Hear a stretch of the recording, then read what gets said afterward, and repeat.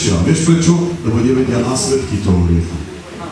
Hriech v tvojom živote, brata, sestra, donesie vinu. Odsúdenie. Ty ako človek si nemohol odčiniť svoju vinu. Preto Otec poslal svojho syna, lebo ty ako človek si sa nemohol ospravedlniť. Tvoja vina bola veľká proti Bohu. Ty si zhrešil proti Bohu preto, lebo si bol neposlušný. Tým, že sme zhrešili, dopustili sme diabla a otvorili sme dvere do svojho života diablovi. Čo doniesol diabol do nášho života? Je zúfalstvo, choroba, problémy. To sú následky hriechu. Ty potrebuješ vedieť, že následky hriechu prídu do tvojho života. Prídu.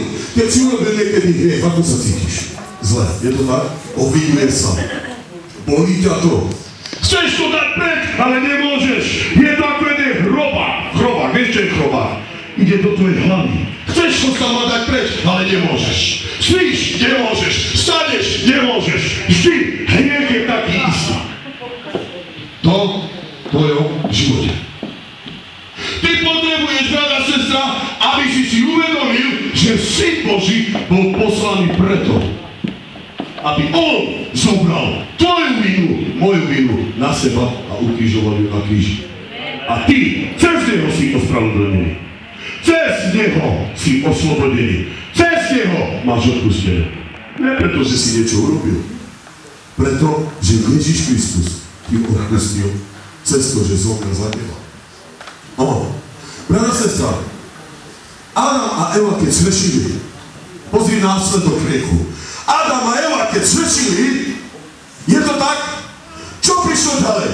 Mali deti, Abela a Kaina. Je to tak? Pozri, čo robí hriech. Hriech plodí iný hriech. To znamená, hriech neostáva v tvojom živote taký malý. Nie. Keď klameš, počkaj, čo budeš robiť o mesiac. Keď kradeš, čo budeš robiť? Hriech v tebe plodí iný hriech. To znamená, že keď Adam a Eva zhrešili proti Bohu, že počuli diabla, zobrali to ovocie a nemali to urobiť, to znamená, že dopustili hriech vo svojom živote. A pozri, čo robí hriech. Mala dvoch detí, Abela a Kaina. Čo urobil Kain? Ako? Zabil brata. Zabil brata. Ako sa cítila Eva a Adam? Keď jej zabili syna? Čo bolo ďalej? Jeden následok. Vražda. Smrť. Pozri. Čo bolo ďalej? Boh povedal, že ona bude rodiť ako? Bolestia. Mužovi čo povedal? Všetko, čo budeš robiť poté. Je to tak?